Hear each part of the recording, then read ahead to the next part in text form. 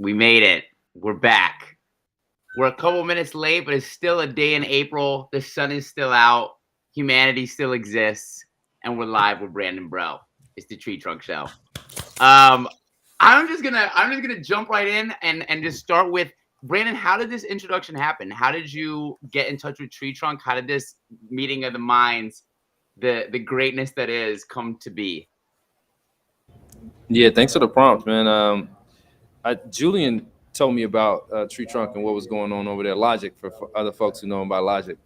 He told me about the things that were happening over at TreeTrunk and introduced me to John and Serena, and then we began to just kind of talk about what a collaboration or what being an artist on TreeTrunk might mean. So yeah, that's how. I love that, man. And I love that Logic is the conduit for you and I to being a part of this wonderful coalition. Logic is the conduit. Logic is the best. Hashtag Logic is the conduit. Yes. We could have a whole show of people fanning out for Logic, and I'm sure that it would span great vast of time because there's a lot of fans across the world. Yeah.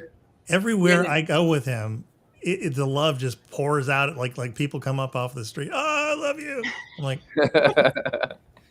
swinging off rafters, just coming from different angles. It's Nice. pretty cool.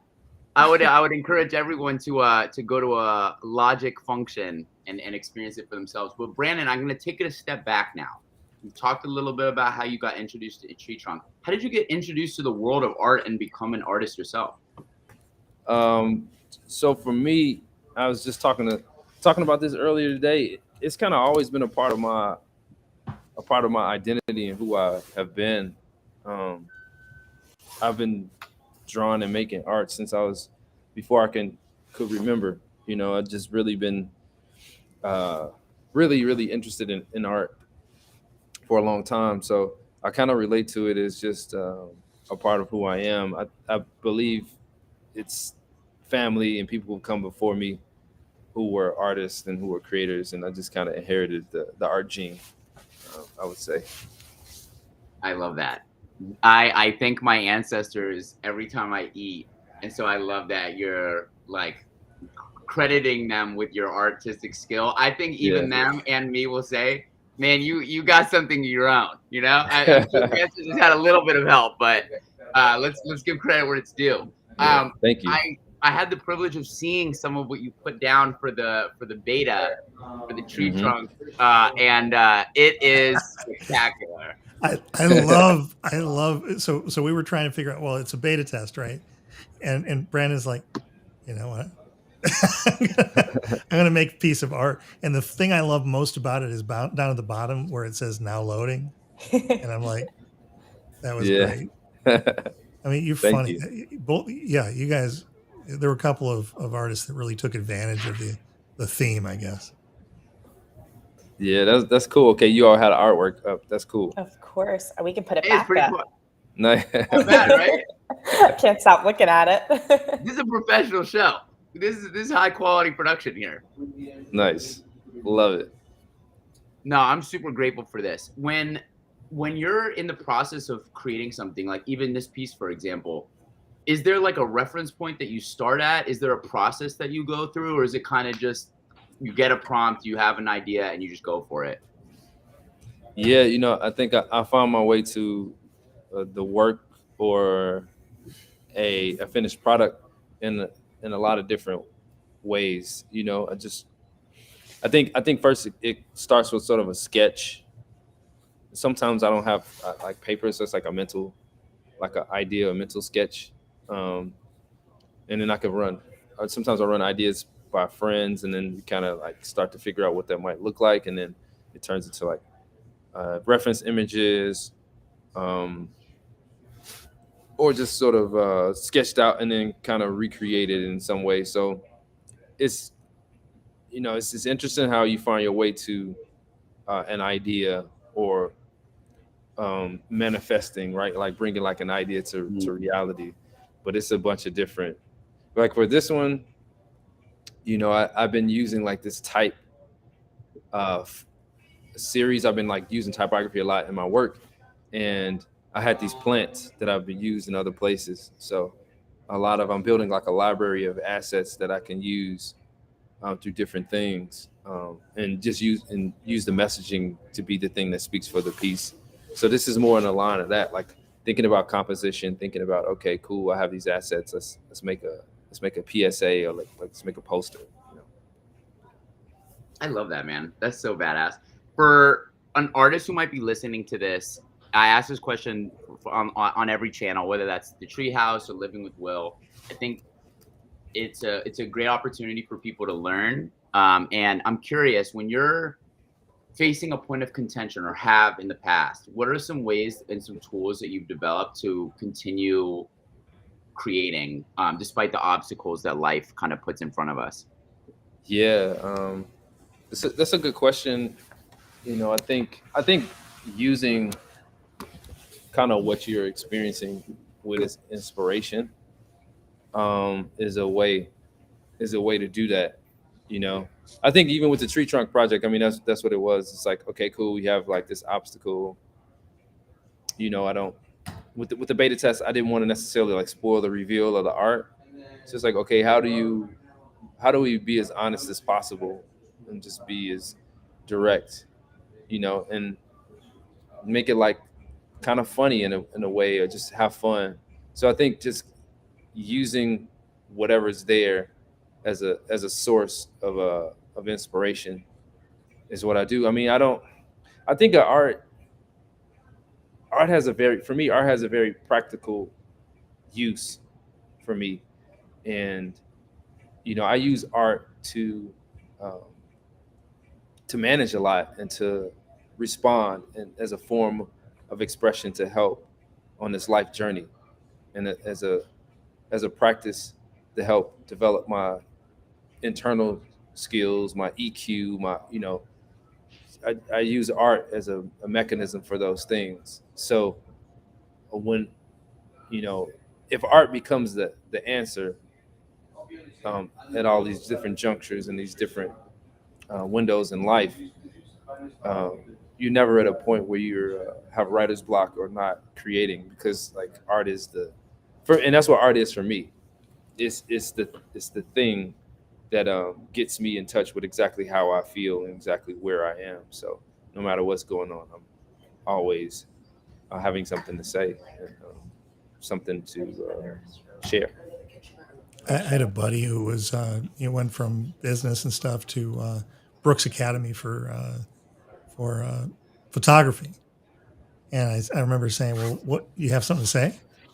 And he says, "Well, I want to learn, how to, do photography." And I'm like, "Yeah, well, that's great. Anybody can take a picture, but not everybody has something to say. Hmm. Or maybe everybody has something to say, but you don't know how to say it." Yeah, yeah, I think that's it. Like really being in touch with your internal like dialogue, or your internal language. Like, you know, sometimes you let the voice of the voice in the background run the show, or frame a lot of things, and like, you know, you just a lot of the things. It's just a result of being human, right? You want to do something in life, and you hear this little thing that says, "Oh, you can't do that. Why are you thinking about doing that? Maybe this isn't the right," And I think like really being able to engage with that, and respond to that and express that is not top of mind for a lot of people. So even finding a way to interact with that aspect, whatever that might be, whether it's internal inspiration, whatever, and also feel that like, oh, this is actually a unique thought, because I'm having this experience within me, and maybe some other people can relate. You know, maybe some other people have had that as well, and this is definitely worthy of bringing to the canvas. So this is worthy of trying to articulate, to share my lived and my living experience with people. It's not always that evident for people. You got to go through something sometimes to find that, and to get that, like, there's nothing to be like, there's nothing to try to really try hard to create or fabricate. A lot of it is just within us. Yeah, somebody told me once, and I never forgot this line. Uh, pay attention to what you pay attention to. Mm-hmm. Right. And I got to tell you, when we were starting with the whole tree trunk thing, I was not paying attention to anything. I was so focused on this monitor and this computer and and working on stuff, and I wasn't paying attention to much, including even well, I mean, I think it's a common problem of not paying enough attention to family and friends and people, but also just looking outside and looking at I've got a river running right back there, and I didn't even notice it most of the time. But something about um, now working on paying attention to the work, like your work and all the other 11 artists that are on the site right now. Uh, there's a lot of it just opens your eyes. So that's probably the blessing of working on this for me, is then I just wasn't paying attention to anything, and now I am. Yeah, Brandon, listening. I think you. Oh, go ahead. Oh no, I was gonna say listening is just a powerful skill. You can't know how to respond if you're not like listening and like listening to the self. And I always in a very practical way. You think about singers, and like a lot of times them being able to hit the notes that they hit, it's a function of how they hear. And artists as well, like how you're able to create art is a function of how you see. So it's weird, these opposite sides, and I don't think we think about it that way. And sometimes, like, if a singer can't hear on stage, they're probably going to be out of tune, they're probably going to be out of key because they can't hear. So the sounds that come out is like, it's not listening, it can't be a response to the music. Just in the same way, it's like, if you don't have perception, or if you're not seeing anything, or you haven't worked on developing your ability to perceive conceptually, or like physically, if I'm trying to draw this bottle of water, I develop my ability to perceive, which helps me with my output to create the thing that I'm seeing. I'm trying to kind of create that as solidly as I can, land the plane as solidly as I can with that. But it's just really interesting how life is like that. We are all responding to things at every moment, and it's not about what happens; it's about how you respond. That's just life, period.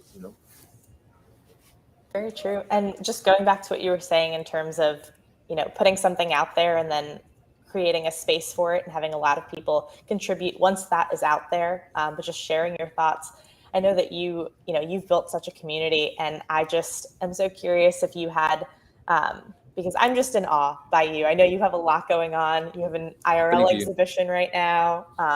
We can put that up also. And so what advice would you give to somebody who's starting out, building their community, and how have you built your community? Yeah, I've built my community by trying to figure out ways that I can contribute to the community, to like make something a little bit easier, to make them laugh, to bring people together in a different way, to really focus on how can I contribute to a space before thinking about like what I can gain from being in a particular space.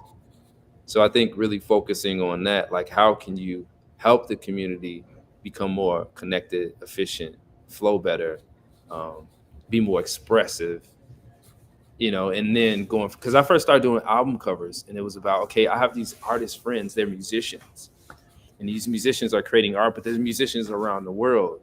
So how can I contribute to making sure that they're seen? How can I contribute to making sure when they put out a project, it can't be missed, because the art is so great that like no one scrolls past this, and this is back in the blog days when it was all about like new music every day, music all the time. So, I think that's an important component of it. Like, man, I can contribute to this community by helping them be seen. Great. That's my end. And that's what I'm going to focus on. And that's what I'm going to develop. Yeah. That's awesome. And I know that the last time we talked, you hadn't had an NFT out. Do you now have an NFT out? Yes, I do. I dropped a one of one called The Creator. So it's we did it on OpenSea, and I created a site and everything for it. So The Creator is a one-on-one NFT piece that I did, which the concept of the thing behind it is pretty much agency, and how only you can give yourself agency to do the thing that you dream to do in this life. Like no one else can give us permission to really occupy the space that we want, to do the thing that we really want to do, but ourselves. And there was a certain point around that time was when I made this self portrait, which is what the creator, the creator is. And it was really a point where I decided I'm going to be that artist, I'm going to be that creator, and I'm going to create that universe. So the character itself is sort of like this enlightened deity, right? Just with a third eye. And right now he's just meditating. The eyes are closed and he's just breathing. And then when I dropped my first full NFT project, which is entitled "In the Beginning," it's a play on Genesis, right? It's like the first lines of Genesis when you open up the book, right? In the beginning, when that project drops, the eyes of that figure, the creator, are going to open, and it's going to continue to breathe and blink. And it's going to do so for the rest of my career, rest of my life, basically. So at the point I transition, the eyes are going to close, and it's going to meditate forever. I often think about this, though, right? The mortality of being an artist and what you leave this world with, right? And the thing that was great about blockchain is just this idea of forever. This idea of something existing and having the potential and the capacity to exist. And I think we live through our work. We live through the connections that we made in this lifetime. We live through the people we've impacted, in this lifetime. And that's sort of my way of leaving my mark in this space. It's like, okay, cool. I'm going to have this piece speak to all of that.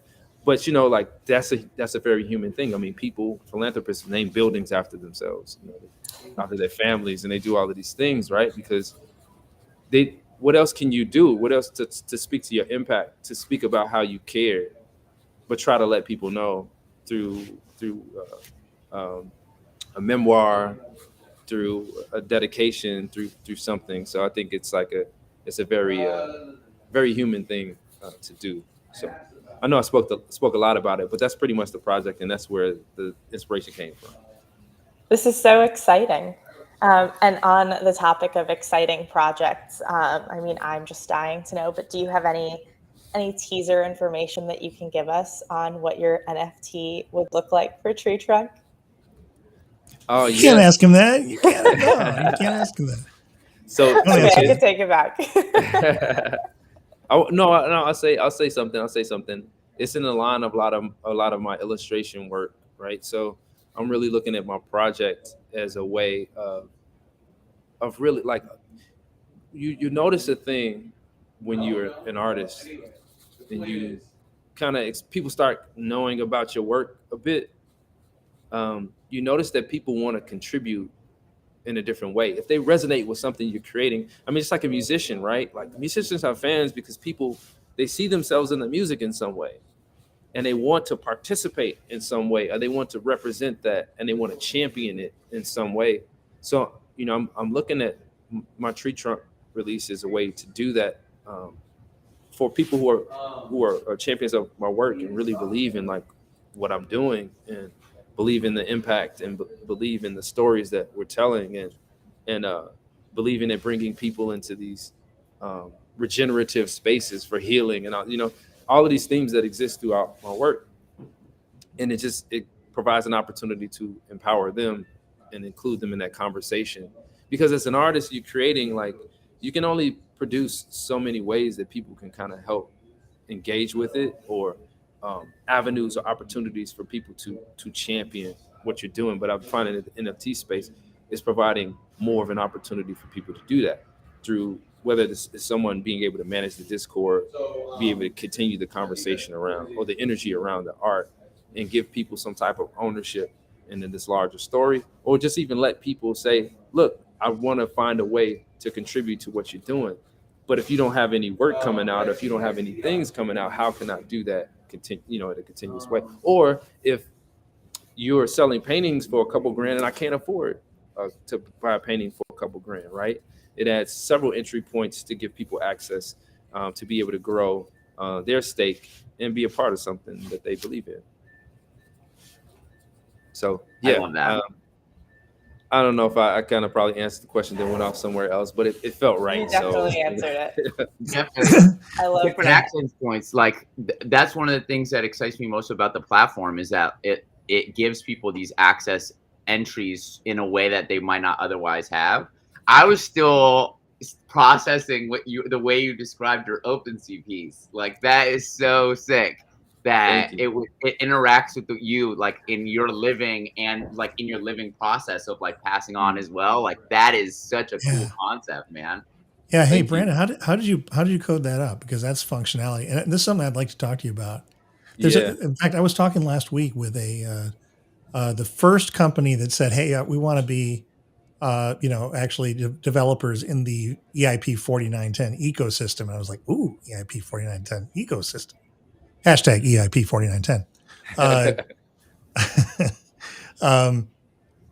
And these guys, I actually thought, in fact, if you ever want to talk to, good developers that can do magical stuff with this new smart contract standard, they might be good ones. Aegis Studios, pretty cool group, very smart. Anyway, so I mean, how do you do the coding up, and what kind of tools, and from the perspective of the smart contract, would you want? Yes.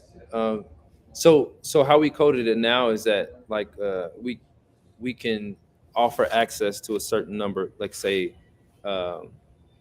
controllers that have the ability to change the creator piece, right? To change the smart contract to awaken and then resting, right? And those are the only two functions. So we can awaken it, we can rest.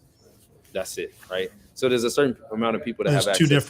different GIFs basically that have a conditional conditional function on it, right? They're videos. They're like 2-minute videos. Okay. A piece. But yeah, they're two different ones. You're seeing one right now, right? That's the I'm same looking right at it. Yeah. video that will, of course, like when it at the end, that's the video that will be there. But so that's how we have it planned. And I'm interested in actually seeing how with new tech and new opportunities in the future, other ways to make that more of an automated process. I mean, I've had some thoughts about this, like, and and this is why it's fun to write open source and open standards, because you just, we can't write everything, so it's cool. I want to encourage a lot of developers to go crazy with tweaking things and changing things and doing all sorts of nutty stuff. But I mean, one of the things that you've got all these primitives, like how many royalty accounts are below your print, right? So you can say, I can say, well, if the number of children prints below my print exceed this, then different thing. Yeah. And then, and this is something we should talk about for the NFT NYC launch and everything. God willing, we should have the ability either there or very shortly after for you to transcend any marketplace. I don't know if we've talked about this, but your so I've got a question for you about this too. We decided to prioritize enabling an artist to and collectors to transcend our marketplace entirely by just by embedding the smart contract controller functions like buy, sell, list, unlist, even collect royalties directly in the asset on IPFS. So you don't have to go to TreeTrunk.io or any marketplace. You could, and then we're putting an embed code generator right in that as well. So the asset itself, print number 5 or the original or print number 5.2.3, each one of those is an IPFS, digital asset, and it has everything it needs to buy and sell, and you can plug it into any website. Nice. Just like a YouTube video, except unlike a YouTube video, you don't have to call YouTube to get it to work. It's coming right off of the decentralized infrastructure. So, basically marketplaces are kind of, from here on out, marketplaces have to earn your business. They can't lock you in, because you can go anywhere on the internet. You could put your prints everywhere. You can put an embed code. So the question I've got for you is, what does that make you think about? And where would you put those embed codes? Obviously on your own website, but where else? Oh, that's an interesting question. I have not thought about that. I think that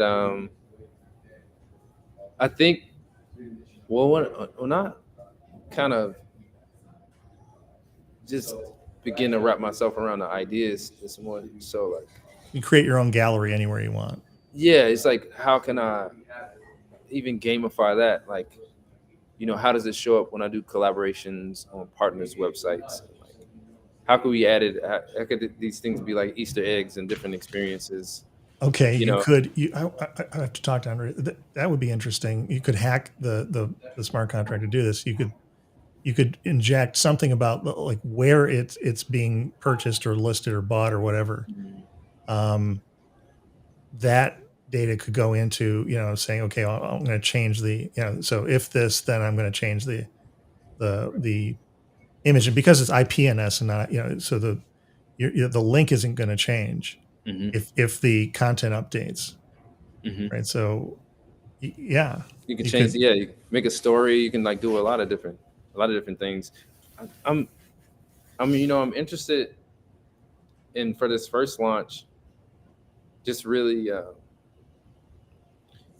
like really finding ways to give people some type of access to other experiences, some type of access to other things that happen, and that's kind of like top of mind right now, as far as like is applying it. Like we created an iPhone app for this exhibition. We haven't launched it yet, but we created an iPhone app that is a virtual. So instead of like using a metaverse application, we just kind of recreated the gallery on our own and built it in Unreal Engine.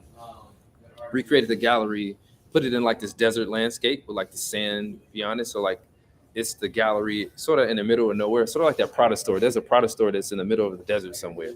And it's funny because I have a partnership with a Prada that we just did right now. I'm a part of this design incubator group with them. But so that's coincidence. But so we created this virtual experience for people to be able to walk through the show. And the show isn't actually the same as it is in the gallery. It's different. So I'm thinking about like this metaverse experience, not as a one-for-one copy of the real world, but more like a parallel universe for people to be able to interact and go through. And what you said in the question you had, it's like, what if I could embed code in a display in that space? What if I could like put those pieces in the space in some way, right? And totally could do that.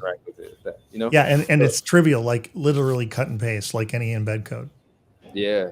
See, I like doing those things more so, like figuring out ways to really reward the people who are paying attention, and reward the people who are really like down and really walking that journey with you.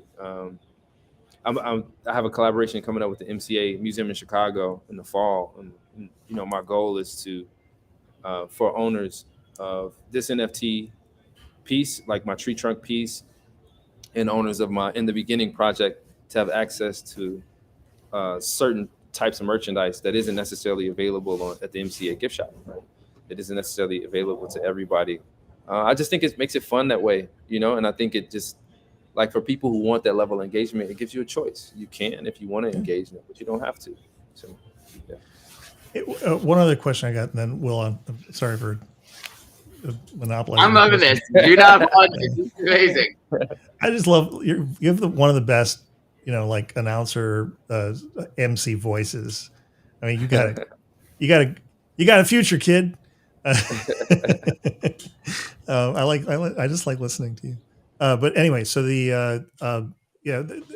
I like to ask this question on this show, and for all the artists who are at least knowing what TreeTrunk does.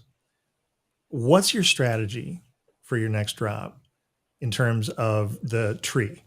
what kind, because you didn't see this on the beta test because we didn't have it written, but now we have a little bit more expressiveness in how you can shape your tree. You can have up to 4 generations, but you can have 3 or 2 or 1.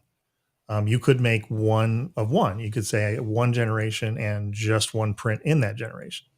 And effectively you've got your original to receive your royalties, but just 1 print that will automatically give you, just like, like an OpenSea, but only on chain instantaneously and irrevocably, but it's just 1 print. Or 10 prints, and each of them can make 10, and each of them can make 10, and each of them can make 10, so that you basically have the potential for up to a little over 11,000 prints. So those are the 2 extremes, 1 or 11,000, or something in between. What are you thinking about doing? And 1 maximizes royalty streams, but there's lots of prints out there, less exclusivity. Although it seems to me that the exclusivity is the top 10. There's only 10 first gens, and there's only 100 second gens. So you have sort of rarity in that vector. What do you think? I was saying, I didn't realize I was muted. Yeah, I think I've been thinking about that. And I think for me to keep it more limited is like what I would like to do up front. And it's just because I know I'm growing something, right? And I don't want to try to grow something too fast and then not necessarily be able to keep up with it. I'm all about like 1 step at a time with things. I got an idea then. Sorry. Wait, yeah, one sec. Let me get it out. Yeah, sorry, you got my head. Yeah, you're going. Which is great. So what I'm thinking about doing is just like really working with the people who are fans and who are familiar with the NFT space already. And I've talked to a couple of collectors or potential collectors. I've been just waiting for me to come out with a piece, and growing with them. This is great because I think TreeTrunk is really giving me the opportunity to build a relationship with collectors too, in a different way than I think on like different platforms, right? Because I'm speaking directly with these collectors. I'm letting them know the plan of things, right? So there'll be, how I would like it is that the 10 collectors of that first and original print, and those will be people who actually care about my art practice. Those will be people who want to see the work that I grow, that I do grow, not just invest, like people who want to invest and want to flip. So it's sort of my way of like building this. TreeTrunk is not the place you want to be if you're a flipper. It's just not the right tool for that. Exactly. Yeah. And I think that I think it's a great tool for cultivating that system of people who aren't doing that though. So that's how I would like to do it, because that kind of helps me as I navigate these other places, right? And it also helps me identify what collectors are really down, and what collectors really believe in the vision, and also what people who are maybe a little late to it but are committed and they want to be a part of the journey, right? So how I would like to do it is just to get my list of 10 collectors, and then for either guest list access, IRL access to specific events, specific opportunities. If you want access to that, you have to get a print from one of those 10 collectors, right? So how many prints do you want to have out there? So I want to do total 50 to 100. So okay. So here's an idea. Mm-hmm. Instead of doing just 2 generations, that would be about 110 prints, right? 10 first gens, 10 second gens each, right? Mm-hmm. You could do 10 first gens, right? Those are your favorite collectors, right? You give them, you give those to those guys, whatever. And then you go deep, but thin, and you go second generation, 1 or 2 prints, right? Maybe just 1, right? Or second generation, 2 prints. First generation can generate 10, right? That's 100. But then the second generation can only generate 1 or 2. And let's just make it easy, 1, right? So the 100 prints below the first generation can make 1. So that's now 200 prints. 200, yeah. And each of those can make 1. Mm-hmm. Or let's just stick with just a third generation. The point is that third, if you only make it 1, you're still keeping rarity, But now that third or fourth generation, they can't make any royalties. They're in it because they love the work. And it's probably a less expensive print, and now you have financial inclusion. Yeah, You know that's what I actually mean? that's interesting because it also gives people an option of what they want to do. Like if you you buy a if you're fourth gen, in it, right, but it can't make any royalties, so it's less valuable maybe. yeah, right? But you get that for, you know, but you want to be in the club. You want to be in this team of people around this piece of work.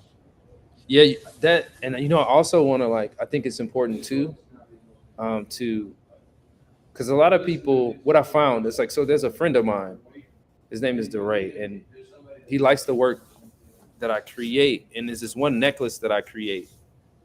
It's based on, you know, that bread tab, that plastic thing that's on the bread that keeps the bread closed. So I make that into a gold pendant. I have a gold one and I have a silver one, right? And the whole idea behind the concept is that, you know, it's the sometimes it's the really small things that keep things together. And when you lose those things, you have to do all of these other things to make sure the bread doesn't, you know, to spoil, right? So sometimes it's those little things, right? And that's the sort of the concept of the theme behind it, right? That piece. But he liked the piece and he liked it so much that he'll buy 4 or 5 of them and he'll gift them to friends. You know, he'll gift them to other people because he wants people to have access to that joy that he got when he found out about the project, of being able to talk about it in conversation with people. So that's another thing I've been thinking about too. Like, how do I structure a system that allow people who, like, oh, I support this so much, and I want to gift it to other people, because it's access. Access has to be granted, and if I empower a group of collectors to also be able to provide access to people, they should also be able to give some of the access if they want to buy extras, right? Sure. Get extras, and then you gift them to other people. The huge thing in the art space is like democratizing the art buying process and making it accessible. So, you know, like, I've been to shows so many times where I show up to an art show and everything's sold out. You know, how do you get access to be able to even purchase, right? A lot of Black artists that I know, like older generation Black artists, say that the bigger and bigger they get, the less and less Black folks in the room, and the people who started with them can't participate anymore. So how do you find ways to provide access to people as you continue to grow and solve some real world problems through how you are gamifying your NFT process, or you're allowing people to engage with your digital works or your tokens? And I'm thinking about that in a major way too. So I kind of went off a little bit there, but there was a company that was making T-shirts, like designer T-shirts, and they were like when we just demoed the most simple demo of the TreeTrunk idea, like last year, and what they decided to do, they wanted you to be able to like that shirt, and then you scan it or whatever, and you get that shirt, but then the guy that was wearing the shirt is getting royalties on the fact that you I think I remember bought it, and then somebody buys it from you, and the guy that was wearing the shirt that you got still gets royalties, even though now it's like 2 layers deep and that stuff. You remember the name of that company? No. I think I knew of them. Well, it may be more people doing the same idea. There were these all over print graphic shirts, these like floral. These artists were in Haiti. I think they were Haitian artists, and they did these all over print shirts, and it was the same concept. They had a QR code on the shirt. You scan the shirt. If you bought it, you got a percentage in the person wearing it. So I was like, yeah, it's a really cool concept. Yeah. But I guess it's same thing. It's just done on chain. Yeah, easier. Speaking of on chain, that bread keeper saver, we need to talk about that. I might need one of those too. That is one of the coolest ideas Likewise. I've ever heard. No, man, thank you, man. Yeah, it's like I love seeing people's reaction to it. It's pretty cool. Yeah. I think also what I love about, the stuff that you're talking about, Brandon, is just everything that you're saying is all for the longevity of NFTs. And I think that's so great and so important, and to keep the inclusivity in there despite the growth and despite all of the great things that come with it, to include inclusivity with that. I just wanted to make sure that was said as well. Will, what were you going to say?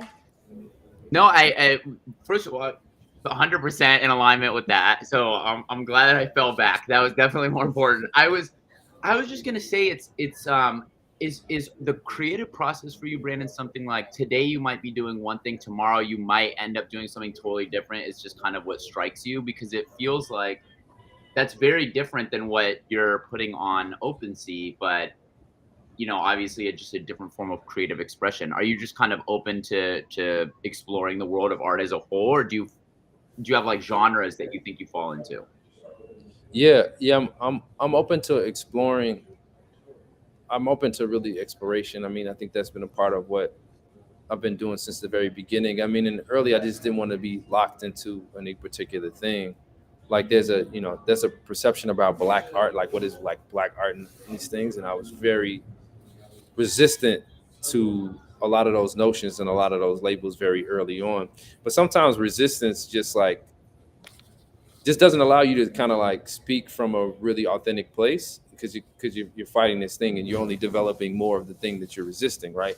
What you resist persists, right? It's just like a key. So like I kind of at a certain point just like dropped that, like, no, I'm not gonna do that. I'm gonna embrace it. I'm gonna make work about the people that I know, the people that support my work and the people that I'm around. Most of those people happen to be black people. I was raised in Chicago. It's like mainly black neighborhood because of how the city was like, separated, right? So, my thing is just being honest with what that is. So in ways people, they put you into categories, but I try not to be super concerned about that. I'm trying to create future worlds, and I'm trying to like stay focused on the world that I want to see versus the things that I don't want to see in the future. Because I think of thinking about that, you only just continue to create the things like what you resist persists, right? So for me, it's just like really finding space to imagine the things that I don't even know if I can imagine. You know what I mean? Like really in that uncharted territory with the work.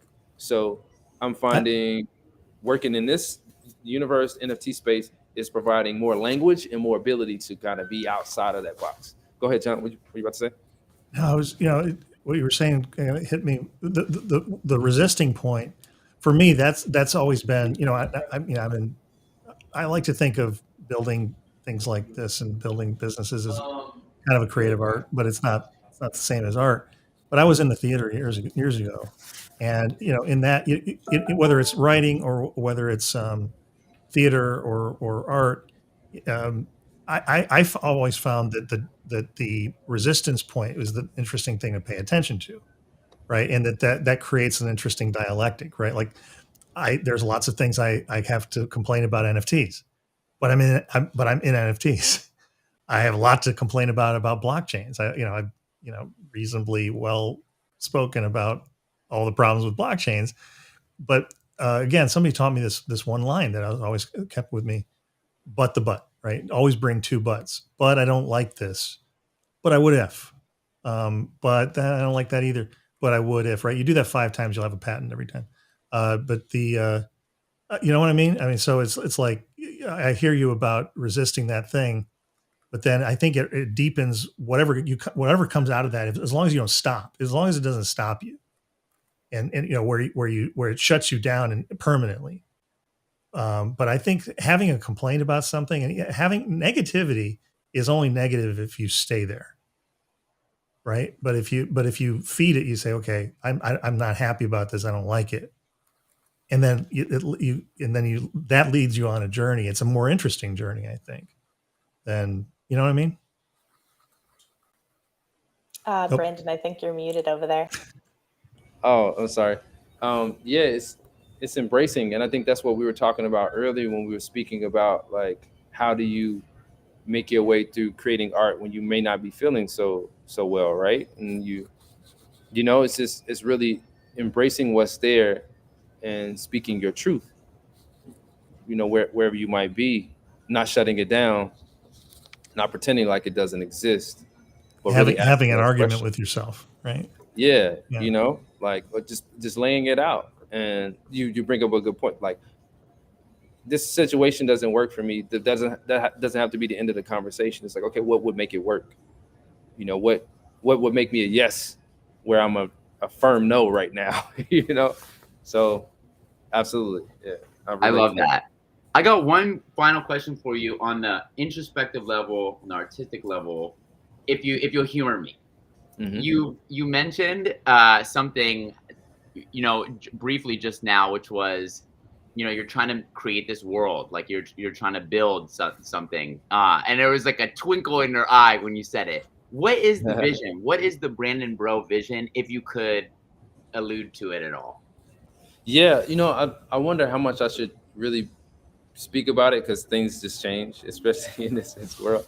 Um, so for me, it's just like, well, I would say, really honestly, I'm developing that. I'm really developing what it is to be a universe builder. And really taking cues where I can from some people who've done it well, like a Walt Disney, um, like a Marvel, who built these worlds, like a Pixar, like built these worlds, built these styles of ways of storytelling, to develop universes and connect people and build greater senses of empathy and understanding for one another's journeys. So, I think for me, it looks like curiosity, um, being very curious, and then also, um, uh, finding tasteful ways to break the rules, uh, and break outside of the boundaries in like an undeniable way. Like there's a way to do things tacky, and there's a way to be tactful about an approach. So really honing that too, um, honing my like sensibilities, awareness, taste level for how I approach different things, especially if I'm moving into a territory where, uh, I'm not an expert, where I'm moving into a territory where people have laid foundation. And even the same thing with collaborating and doing something in another country with other cultures, like really being respectful about, the approach. So I think trying to bring those ideals along, and honing the ability to be able to do that is what I feel like will be a huge asset, down the line, as I continue to grow, and also as I continue to share information with other creatives that are coming behind me doing the same thing. Um, so yeah, I'm just trying to build responsibly, be curious about it, and like really see how far I can take this thing. And that's all I can say right now. Such a sick answer. I love you're like, that's all I can say. That's all I have to say about that. World building, all I can say. I'm just universe building. The next Marvel, it's all good. Yeah, man. Yeah. Yeah, that's the dream. That's the dream. That's what I'm gonna start doing my meditation visualizations about. Just like really seeing that is really just being reality. I don't know how. I don't know. But I think, going for that goal and belief is really important. Like having belief in, what we're doing in the projects, maintaining that belief, and continue to feed the projects and feed, our creative children, so to speak, with that energy is what helps it get to those levels, I think. Hey, Brandon, Dude, how's the exhibition going? It's pretty good. It's going pretty well. I'm doing the artist talk on May 7th, and then I want to do a demo of, the app that we're creating. We're creating it it'll be for, the iPhone and the iPad right now. But yeah, the project is going good. I really hope to have some more NFT conversations in there though. Will, you were chiming in. Oh no! I was just saying you gave me some creative energy, man. I would say that you're already on the path to fulfilling that vision, because I'm inspired right now. I'm about to go and like make some music or something today, create a world of my own after that. Oh man, that's great. I really want to work on sound a lot more. I might have to talk to you about that. I'm trying to figure out how to do that too. That collaboration would be amazing. Yeah, the show's going well, John. The prints and stuff are selling out. Like a lot of people are just really into the story and the world, the world, the building. And it's funny because I was having a conversation with an architect friend of mine a while ago, and I don't think she saw it. She's an artist. She's about to do a show with I think the Gagosian in New York, and she's just amazing. She's an amazing artist. It's like a sort of a mentor of mine, and I was writing this grant proposal like a year or so ago, and I put the word world builder in the grant proposal, and she was like, "Well, I don't know. I don't necessarily see you as a world builder." And she was right at that time, right where my work was and what people saw was that. And I'm like, okay, I'll take that, but you're gonna be able to see like how I think I'm just building worlds in a non-traditional way. than what architects or what designers are like used to seeing. So I'm really excited to like open this up and really really develop it. I am articulating and I am like beginning to develop and understand um, how I see the world, and and and that expression is what my art ends up looking like, right? Um, I I was in recently. I went on a trip and I had a revelation, and it was that like that's why I create. Like I'm really just trying to understand the world around me, um, because if I can understand the world around me or like how I perceive the world around me, um, I have a better stake at connecting with myself, which also allows me to connect to my community better. Like we all have um, ways of seeing, ways of experiencing things that we didn't choose, that were results of our upbringing, that were results of what was around us when we were growing. And I'm really on a journey to try to understand those things. What informs my perspective? Informs my knee jerk reaction? Just to know, um, so that I know where I'm coming from, and I can adjust things when they need to be adjusted. So I kind of went off on a little bit of a tangent there, but I think that's important to talk about. Like, why are we creating the things that we're creating? I think also you touched on something that I just love about the Web3 space in general, and it's that so much of it is non-traditional. So most of the things that we see in like IRL things are just entirely different with the way that we're looking at them in the Web3 space. And I think Yeah. what's really exciting about, not just you as well, but all of the other artists that are also on TreeTrunk as the OG artists, but I think all of you are super excited about innovation in the space. And I think the excitement shows through your art, through how you talk about it, through your communities as well. And I did also just want to shamelessly shout out all of the artists. So we have Arabella Proper, Brandon Bro, who's with us right now, Carmela Sumantri, Crypto Jeweler, Dilek Sezin, Ishita Banerjee, Latch, Logic, Pareen Haydari, Sam Madhu, and Bimal Chandran. Yeah. She's not reading that off the screen, by the way. She's got that in her head. That's awesome. Why you're in good hands with Serena. I love it. Are we a wrap, Mr. We're close to it. I would ask Brandon if you have any words of motivation or gratitude for the audience, for people listening, or just to put out into the world. Is there any final thoughts you want to leave us with on this incredible episode of TreeTrunk? This is a good one. News. Oh, thank you, man. I'm glad you said gratitude. That's the one thing. Just be in a place of gratitude and thankful for what you have. It's so easy to overlook all that we have and what we have access to, our ability, the things that we do, that we are present to, and cherishing and honoring that, because they're not guaranteed. And it's kind of hard to see when you're in those moments. But I think starting your day from a place of gratitude allows you to appreciate the gifts that are there, that go unnoticed, overlooked, and unseen sometimes. And that's where the magic a lot of times is. Really dialing into those, really expanding from those places. I would say that, and I would say belief. Just belief is incredible. Belief will heal your body. Belief will heal your mind. Really, and not belief alone. I'm not gonna say this. It's like it's a magic pill or something. But I feel like we'll be really surprised when we understand like what our belief and our focus is capable of when we apply it in the right ways. So believe in yourself.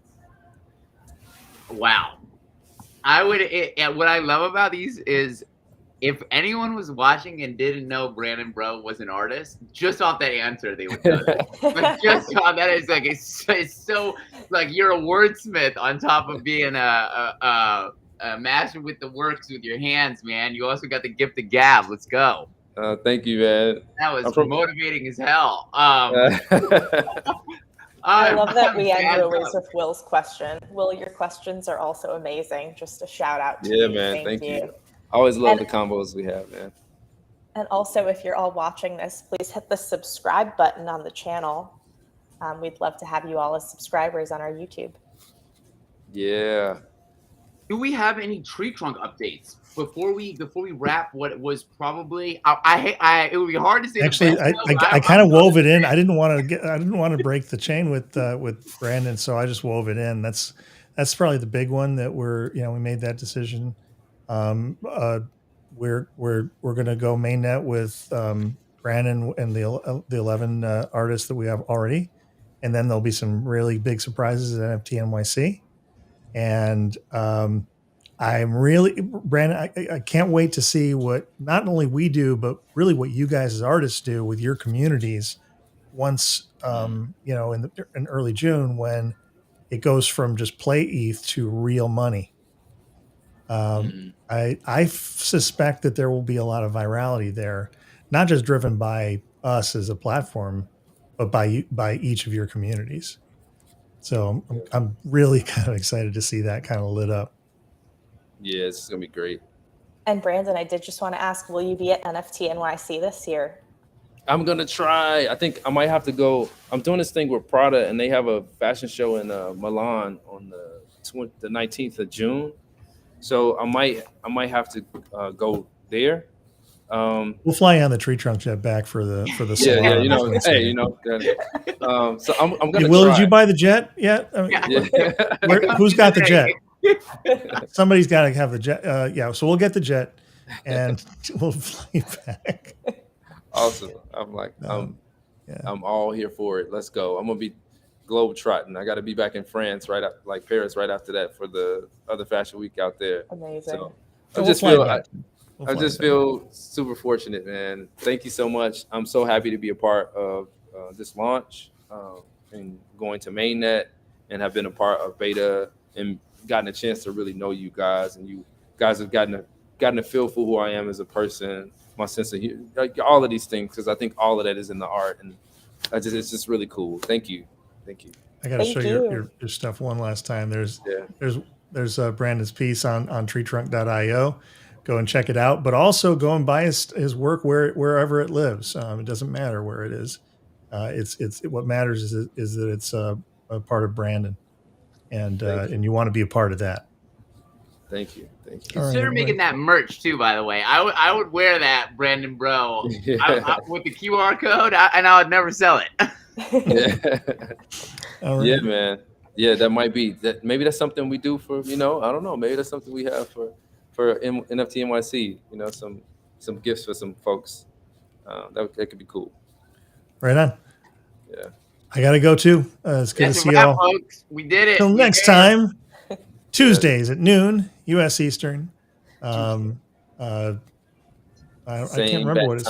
Same bad time, same bad channel. Yes, and check us out on the daily Twitter Spaces with @LivingWithWill and @TreeTrunk NFT, and hopefully we'll have Brandon Bro on there as well. 5:30 every weeknight, Monday through Thursday. 5:30 U.S. Eastern or Pacific, 8:30 U.S. Eastern. All right. Every day. We'll see you all there. Bye bye. Yeah. Bye bye.